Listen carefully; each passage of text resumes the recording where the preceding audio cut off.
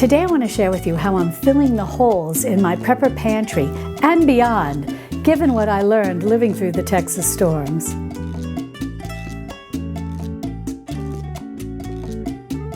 Hi sweet friends, I'm Mary and welcome to Mary's Nest, where I teach traditional cooking skills for making nutrient-dense foods like bone broth, ferment, sourdough, and more.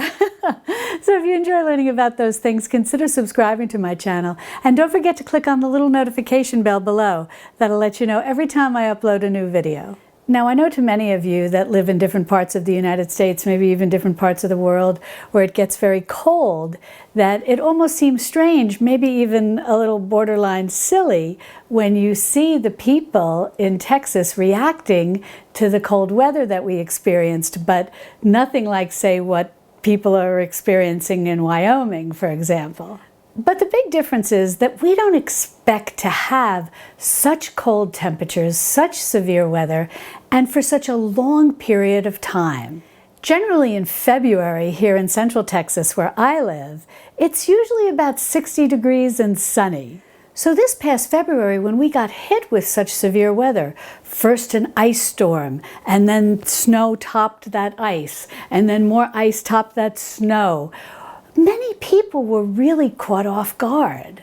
In the past, even if we did have a little minor ice storm, it was over the next day and everything was melted and the sun was shining. The same thing if we got a little snow. And when I say little, I really mean little, like maybe a half an inch. But now we had a severe amount of ice with that snow on top, which initially was just nice, soft snow, but unfortunately that ice was underneath, so there wasn't really a lot of driving going on. People here don't normally have chains for their tires and so on and so forth.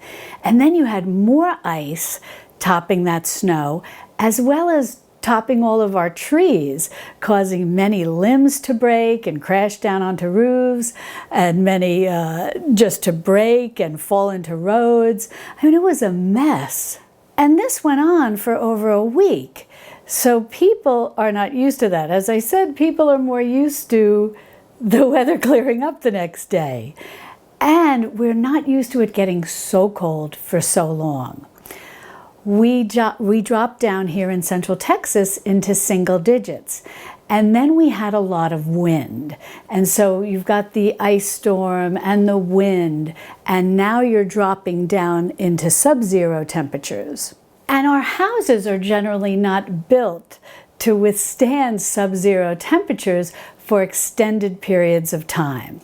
And all of this was compounded by the fact that many of us were out of power for extended periods of time, and then many of us were out of water for extended periods of time.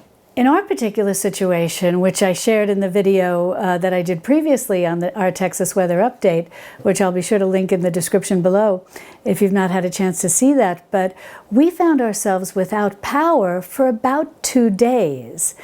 And then the rest of the week, we had little bits of power here and there, but for the most part, we're without power.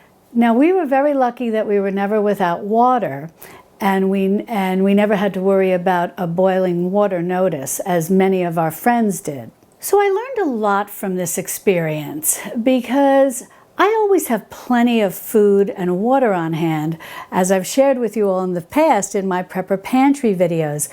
I'm very well prepared, and a lot of that comes from my growing up back east, where I am used to being in very severe snowstorms. And I was reminiscing with my husband about how I remember living through a nor'easter that lasted almost 3 weeks. We were snowed in for 3 weeks. And so I'm very used to the concept of making sure we have plenty of water and plenty of food. But something that I never really thought about was having our house get so cold and have no electricity and not be able to cook. Because if we lose power, it's often in the summer when people are running their air conditioners because it's maybe 100 or 110 degrees Fahrenheit here. So if we lose power, and it's generally maybe for an hour or two, if you really need to cook, you can just kick up the grill, and I don't even have to worry about relying on propane for that. I have an old-fashioned Weber grill, just some briquettes or some wood, and I can cook a chicken. But when it's below zero and very windy and you're being pelted with sleet, the last thing you want to do is kick up the grill. And something you have to keep in mind is that the concept of having a wood stove to heat your home or to use for cooking, which many people in very cold parts of the country do have, that concept is very unusual here in Central Texas because a wood stove would be very underutilized. So we were very happy to have peanut butter and bread and crackers and jam and those little non-perishable Laughing Cow cheese wedges and different foods like that. So we had plenty of food to eat, but we really couldn't warm up anything to any significance. Little devices like this that are like little trivets that have the tea lights underneath let you warm food a little bit. You're not going to be making a major meal. You can maybe warm a can of soup or a can of beans, which can be very comforting when it's very cold in the house, because that was something that we ran into, and I'll talk about in a minute. I'm very grateful that we had plenty of blankets and plenty of down quilts from my days living back east. But with it being so cold outside and having no electricity and no way to heat our home, the temperature was dropping, and it was dropping pretty quickly, and it was getting down into the low 40s in our house. And that's when you start to get nervous, because you start to worry, well, how long is the power going to be off, and how much colder is it going to get? And then you start to worry about the potential for pipes cracking and so on and so forth. So a warm meal could be very comforting. So you can, have little things like this. You're not going to be doing any major cooking, but you can warm them up. And I thought a wonderful tip that I heard from somebody or read from someone during all of this was just warm your food. Don't try to get it hot and then let it cool off so that you can eat it. Warm is good enough. And I think that's a very good rule. And these little trivets, with these tea lights, I like this trivet concept. I just feel it's a little on the safer side than using something less sturdy. These are quite heavy. They seem like wrought iron. And you can put the little tea light in it and put your little piece on top. And then, use whatever you want. I'm laughing because I'm showing you my espresso maker. But I did not have any type of stovetop coffee pot. And so I laugh like this is not a setup that I had at the time, and I've learned and since have filled my holes, so to speak, in my preps. And I'm not even sure if the tea light would be warm enough to heat the espresso pot, but it made me chuckle that when I realized, it's kind of a luxury, the thought of having an espresso.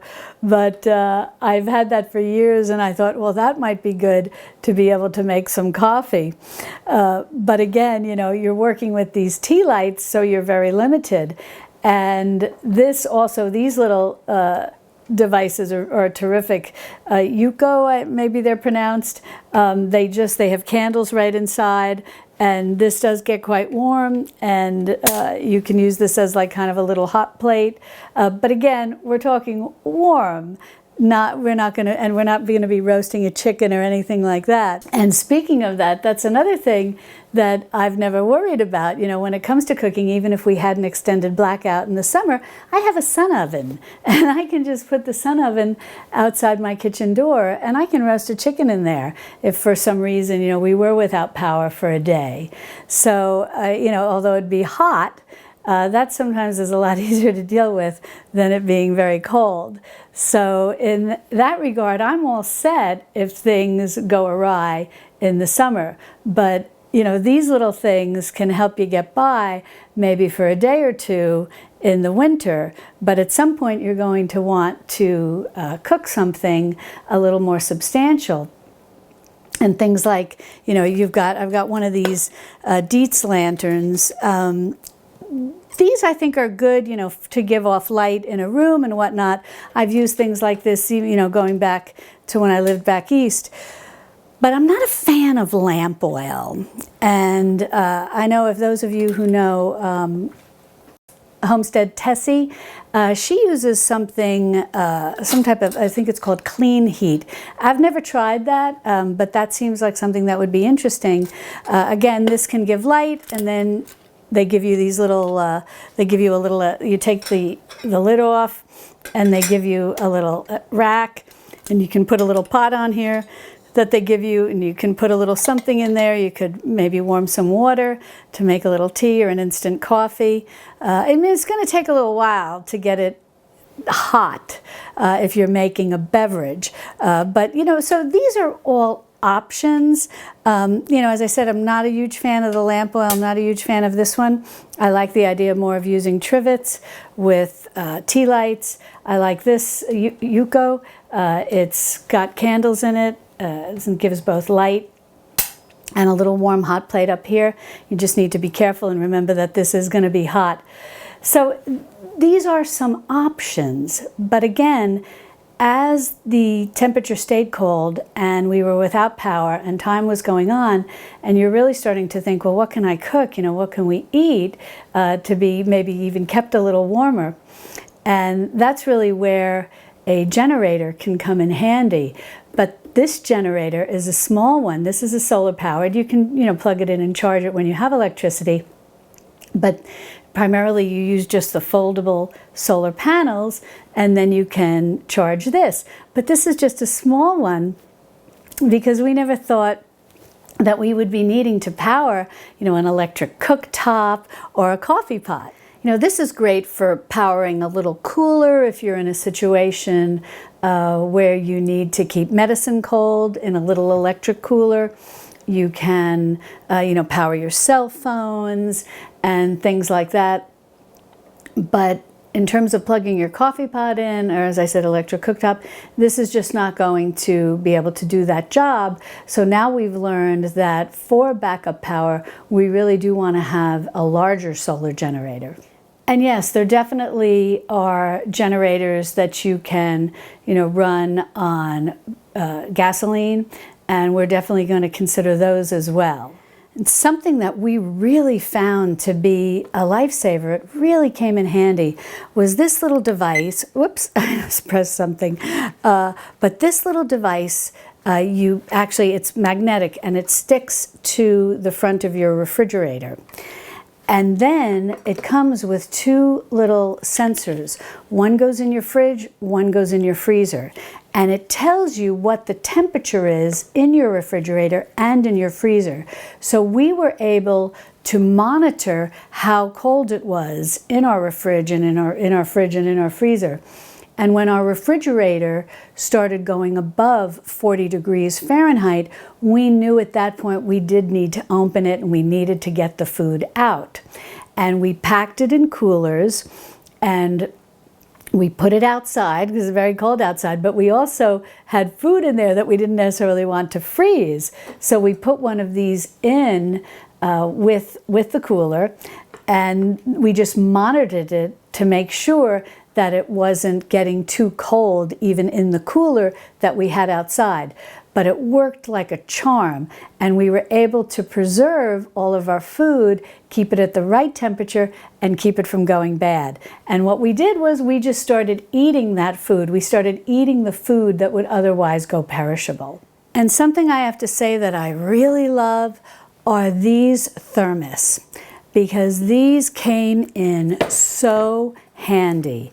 Because you're going to laugh, you know, I enjoy my morning coffee, and for those really cold mornings when we didn't have any power and we didn't have any way to really make a cup of coffee, because as I said, these are, you know, new additions. We were really just kind of relying on something like this, and you're really not going to be making coffee with that other than maybe an instant, you know, warm some water and have an instant cup of coffee. but to have perked coffee is really a treat and wonderful at lifting your spirits. So the minute we had power, and we had no idea how long it would stay on, and it never stayed on very long, it would be on for a little bit and then it would go off, and we'd be saying, oh, when do you think the power is coming back on? 10 hours later, when do you think the power is coming back on? But I would quickly rush to make a cup of coffee. Not a cup, but a pot. And as you see, we have 2 coffee pots, one decaf and one calf. And then I would make the pots of coffee and I would fill up these thermos. And that was so wonderful because these thermos, today the thermos are great. And I really like this one. You can see it's very well loved. I've used this a lot. You put the coffee in here. This is a glass, has a glass interior, which I especially like. And this keeps the coffee so hot. So I would put the coffee in here, and then we'd put the lids on. I'd fill this thermos and put the lid on that, and then just leave that on our counter. And then in the morning, when we still had no power, and it was so cold at this point, we're in our clothes, we're in our coats, we got the hoods up. It's really starting to get chilly in here.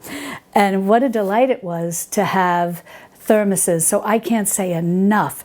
Make sure you have plenty of thermoses. And if you think there's going to be a power outage, if you think a storm, or a storm is coming, and you want to just have either hot water or coffee, tea, whatever the case may be, that is the time to prepare and make sure you have some good, well-insulated thermoses that will keep your hots hot for as long as possible.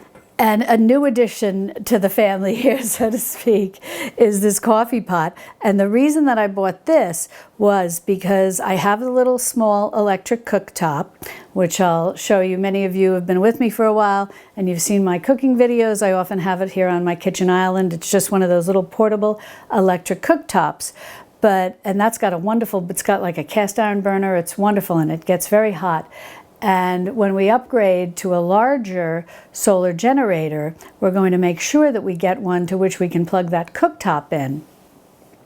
And if we wanted, we could use that cooktop to power it to make some coffee in this coffee pot.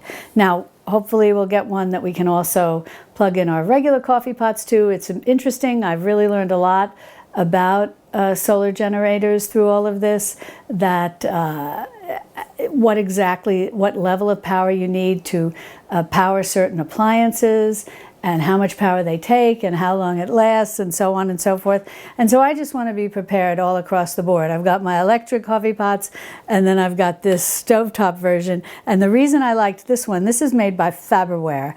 And if you've ever looked around for these coffee pots, and basically what this is just like the old-fashioned ones. You put your coffee, you ground coffee in here, and you put your water in there, and then it's basically just going to perk, and you put this lid on, and the water's going to come up through this pipe in the middle and come over the coffee grounds, and it makes a great cup of coffee. This is basically what I grew up with. But this is a Faberware, and the reason that I really liked this one, and it was very affordable, it wasn't expensive at all, the little top here is glass, and that's why I really liked it, because a lot of them are plastic, and that I'm just wondering, will it impart a certain flavor in the coffee? But if you're going through bad weather and it's been days maybe without a cup of coffee and you like coffee, it may not really matter. But also just for long-term wear and tear, I thought it was good to have this little glass percolator on top. So that was Faberware. So I was very happy with that. Another thing I want to mention that we were so happy to have are these little radios. Now, this is actually one that I recently purchased, and the reason is the emergency radio we had, it works like a charm, and it was so wonderful to be able to listen to the radio and hear what was going on and conserve power on our cell phones. But speaking of cell phones, this generator, this little solar generator will charge cell phones, but our radio wouldn't. And so that was a very interesting thing to realize. And the reason is we've had that a long time, and all the various connectors they had no longer fit modern cell phones. So that's something to keep in mind. If you have one of those emergency radios, which I highly recommend, they really can be a lifesaver. And the one we have is a hand crank. This one is also a hand crank. It also has the ability to charge, from the sun. And it has all the bells and whistles, just like this one is a little smaller. It's got the flashlight, but it's got the radio, it's got the solar panel here, it's got the hand crank on the back. So this is just terrific. And our other one had all the same bells and whistles as well, just an older one. But make sure that the one you have, if you have it so as you can charge your cell phone, that it does have the right connector. Ours, we've had it for so long, and I completely forgot about it. I never thought to check, did it have a USB port? And no, in fact, it did not. Now, something I want to say about having the Prepper Pantry, I have that whole series of videos on how to stock your Prepper Pantry, how to do it on $5 a week, the different things that you may want to think about adding to your Prepper Pantry. Well, I have a whole series of videos on it, and I'll be sure to link to that playlist in the description below and up here in the iCards. If you're just getting started with a Prepper Pantry, it can be very helpful to you to kind of walk you through all the steps of what you need to do without panicking, with staying calm, with giving yourself plenty of time to stock little by little. So, it's a very easy plan, and it's based on what you like to eat and what you want to have on hand. So that's something to definitely consider watching, especially now, as for many of us going into the warmer weather, although we often have to deal with the possibility of floods and tornadoes, but generally, for most people, warmer weather is an easier time to start stocking their pantry in preparation for bad weather in the winter when they really can't get out of the house. So definitely look into that. But speaking of the Prepper Pantry, I was so happy to have that well stocked, and I really learned about things that we like and enjoy, and that basically are comfort foods when you're kind of stuck at home and going through, a difficult situation where it is very cold. And, God bless my husband, he had to be outside often cutting down limbs to keep them from breaking through our roof. Some were already leaning on our roof. We had a very kind neighbor, a young man who came over and helped my husband as well. And so there was that was a very nice thing. Our neighbor, we have a lovely neighborhood, and everybody really came together, and there was a lot of camaraderie. And so these are, all things when it's cold and you come inside from working outside and you're working in conditions that, maybe it's snowing, maybe it's sleeting or hailing or whatever the case may be. And to come inside and to be able to enjoy foods that are really comfort foods is very nice. And so something I found was that, as I said, I have a very extensive Prepper Pantry. I always make sure we have plenty of food, not only for ourselves, but to help out, our family, extended family, friends, neighbors, whatever the case may be. I gave away a lot of peanut butter. And we had one jar left in our pantry, and maybe it was a small jar, and maybe about half of it had been eaten. And so we were really parceling it out because we enjoyed it so much. It was a sweet treat. But that's a good thing to keep in mind, to make sure you have plenty of food that you really like, and that you have plenty to share, as well as, backups for yourself as well. Also, having enough water is very important. Because you don't know, might a pipe break, might the city situation be that wherever you live, that they can't get water to you. That happened to our friends. They were without water for 4 days. And thank God we had plenty of water. Not only did we have water, coming from our tap, although cold water, but we had water. They didn't have any water for 4 days. And so we were able to share a lot of our bottled water with them. And what we also did was, and something that you often hear of people doing when they know there is a storm and the potential that there may not be water, you can start filling your bathtubs with water. And so I had bought this thing that I saw recommended, I think in another person's YouTube video, called a water bob. And this was a very clever thing to have. Now, if you don't have this, you could maybe line your tub with a clean tarp. I highly recommend making sure that you have a couple of tarps. They're very reasonable. You can buy them at hardware stores. You can buy them at the big box stores like Costco and Sam's, and just tuck them away, because if in a bad storm, if you did get a hole in your roof or you did get a broken window or something like that, tarps work really great for giving you protection from those things until you can get them fixed. And they can also work well at lining your tub. Now this water bob is something that you fill your tub with. You put it in your tub and then you fill this with water. One thing I will recommend, it is a sort of a universal attachment to fill it with water. They don't show it here on the box, but it's a universal attachment. And so, I think here they're showing it in the smaller picture, but there's this piece that can fit over basically any faucet. But I would highly recommend, from personal experience, if you do this, don't leave it unsupervised. Make sure that you have some way, maybe with a rubber band or something, to hold that in place, and then don't try to fill it real fast because the water could back up. Just take your time, supervise it, and fill it. It took me a couple of hours to fill this. But now we had water, although with this, it's supposed to be clean and BPA free, and other chemical frees in terms of the plastic that it's made out of.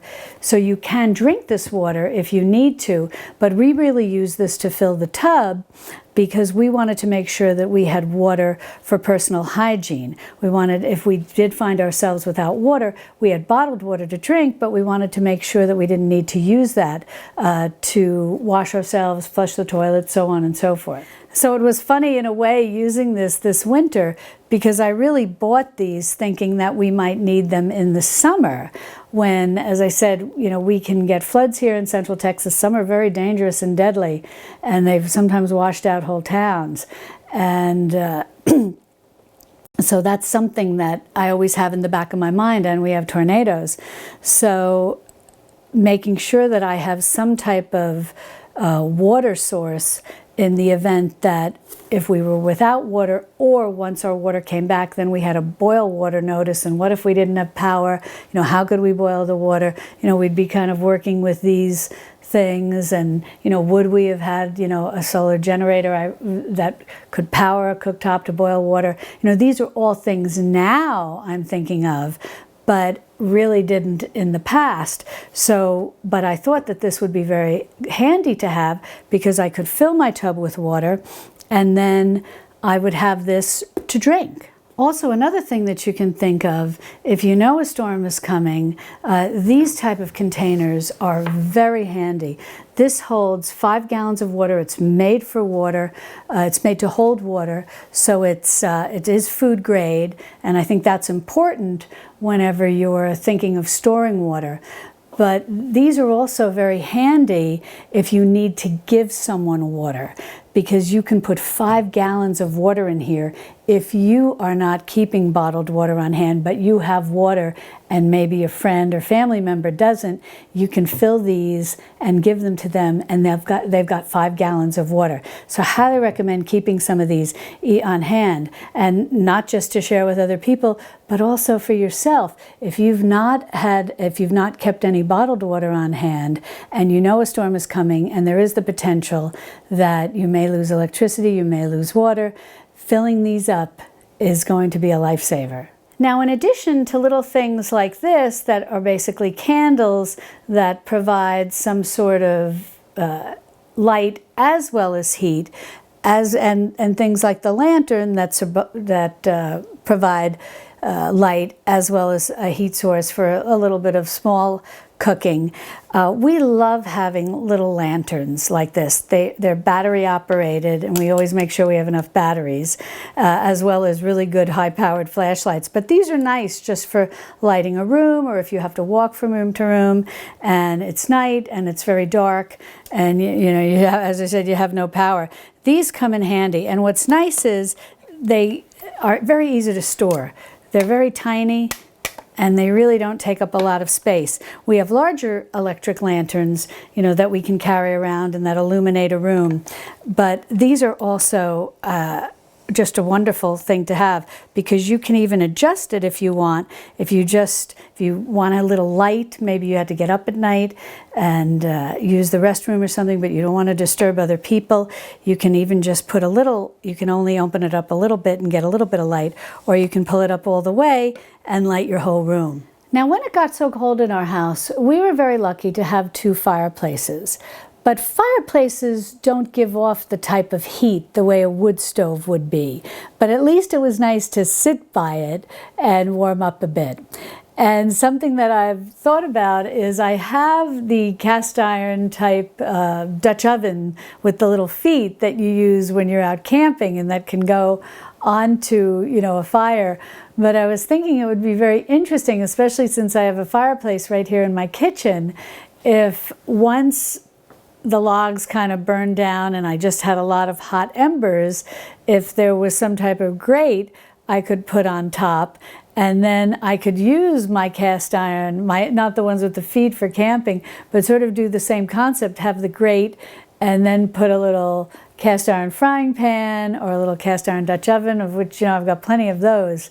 And that might be an interesting way to be able to cook, and really cook something nice and warm like a stew, something you could really enjoy. And one thing that I want to say that I cannot recommend enough, and this really goes no matter where you live, because as we saw here, even in Central Texas, we were below 0, and it was very cold and no heat. And the thing that I can't recommend enough is having wool blankets. And I am so grateful. This blanket belonged to my mother. And she passed this on to me with a few others, and I had down comforters that I had brought with me from living back east. And it's funny because at one point I thought, oh gosh, what am I going to use all these down comforters for? I should just get rid of them. But I said, oh, I'll save them, they're nice. And I folded them up and, put them in the closet, and I'm so glad we had them. We have a down comforter on our bed, and we had these blankets on our bed as well. And definitely keep your eyes open for wool. My mother is in her mid-90s, and this blanket, and as you'll see, you can see over here, there's monogram on this. And it's not my mother's monogram, but my grandfather was a personal assistant to a successful businessman.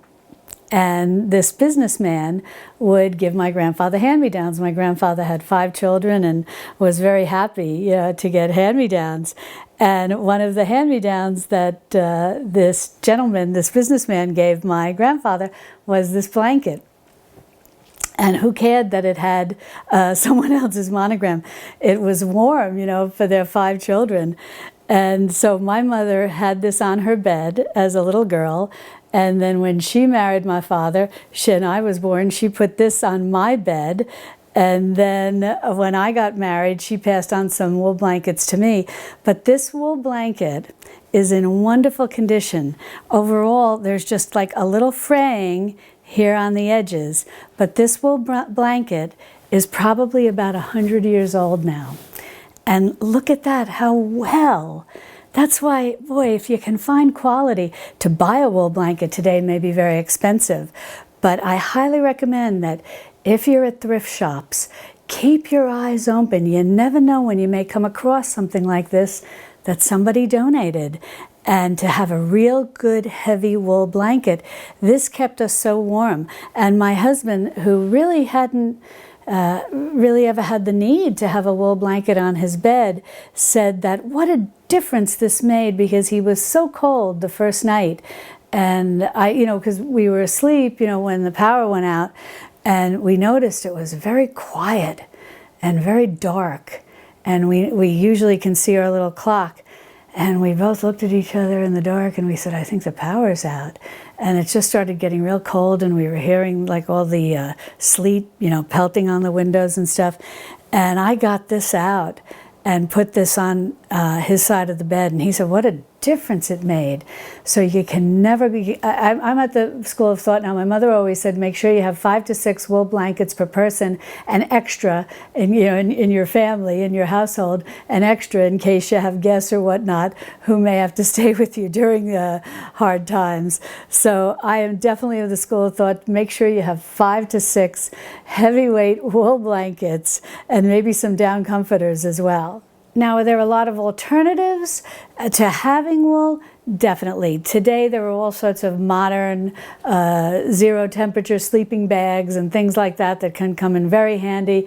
You can have even tents and set up a tent in one room in your house, as a lot of people did, and had their nice sleeping bags and all of that. Definitely, if you have those things, that's great. But if you're not a camper or you don't want to invest in these excellent quality sleeping bags, keep your eyes open for wool blankets. Going through any type of emergency, whether it's like what we just went through in Texas or other emergencies that people around the country or around the world go through, are times that allow us to evaluate our preparedness plan. And things become very clear very quickly where we have holes in our preparedness, where we have holes in our prepper pantry. Did we have enough food? Did we have enough water? These are the things that are very important for us to make sure that we have sufficient supplies of in our prepper pantry. And then taking it one step further, did we have the equipment that we needed to support our prepper pantry? Now, if you're at the very beginning of building a prepper pantry and building a preparedness plan, I have a playlist of videos where I walk you through step by step how to start a prepper pantry, how to start a prepper pantry on $5 a week, how best to store the food, what are the most 10 important forever foods, how to have a survival pantry. All of these things are very important when it comes to being prepared for any type of emergency. And these videos walk you through step by step by step. No panicking, no rushing. You do this little by little over the course of many, many weeks, so that in a year or maybe 6 months or a year, whatever you're comfortable with in terms of how many supplies you want to build up, you can have completed your prepper plan. And then once you've got your prepper pantry stocked and an emergency does present itself, you'll have what you need. So be sure to click on this video over here where I have that playlist for you to go through step by step. No panicking, no nervousness, just one day at a time, little by little, with as little as $5 a week, and you'll be building your prepper pantry in no time at all. And I'll see you over there in my Texas Hill Country Kitchen. Love and God bless.